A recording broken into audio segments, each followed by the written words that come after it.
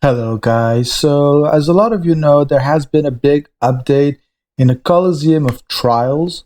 So, mainly what they did is they changed a lot of the conditions and they did buff up a lot of the tier 4 and tier 5 difficulty. So, basically, how does this translate to most people? Especially for the beginners, they've made the very first and second page very easy. They've removed a lot of conditions that were very hard to do. Especially, there used to be a four-star only match. There was like four of them. Now there's only one, and it's a lower level of difficulty. So a lot of that has been made much easier.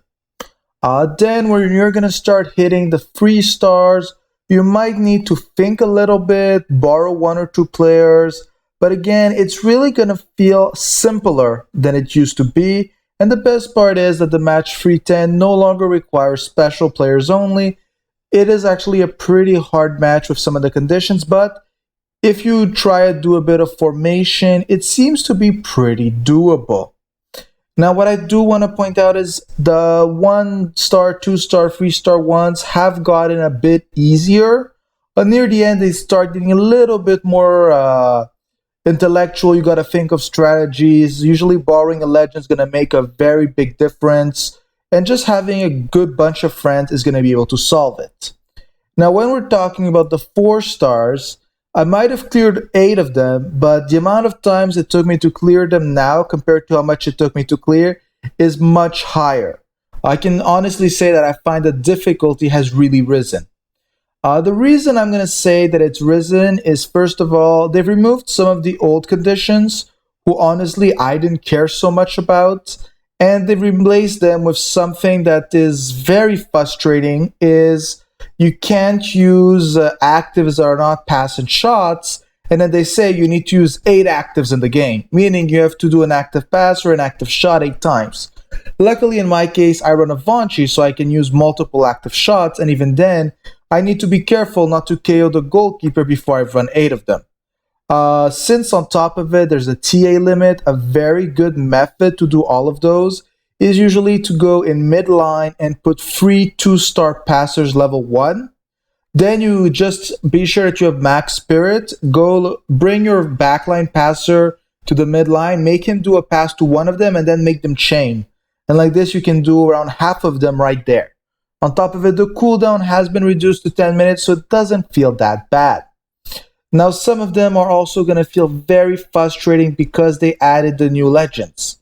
And when I mean they added the new legends, I mean the Wormwind legend that I was added in the patch is also in some of them. And let's just say she's broken. And she's even more broken when people have 7,000 life points.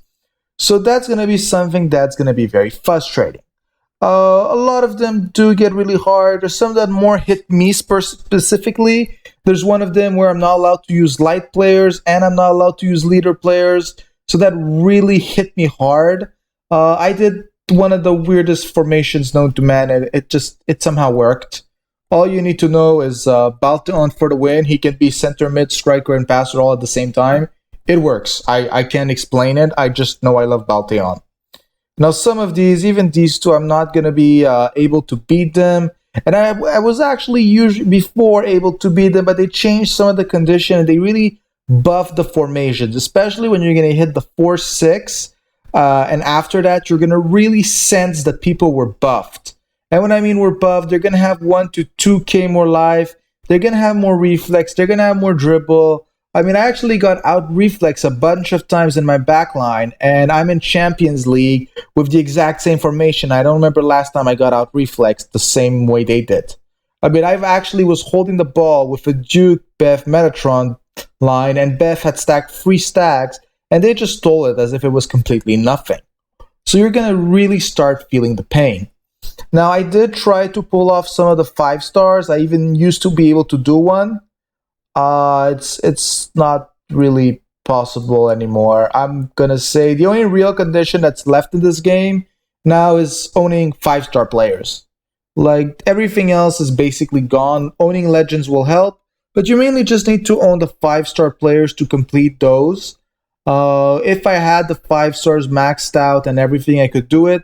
But again, the level of the stats they have are so high that you're waiting that your player is 160 M's up with perfect stoning, with chains, all at the same time, who means you actually need to have really invested in that player, who is kind of frustrating.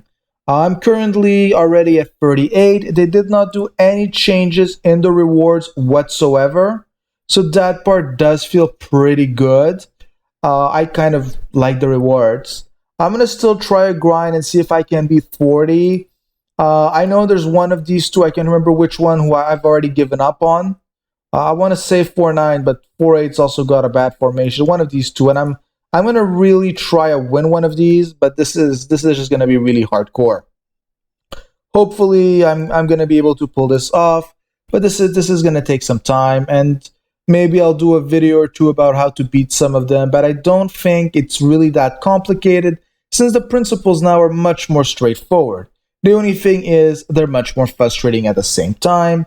There's already a person on Reddit who posted the exact list of the old conditions and the new conditions.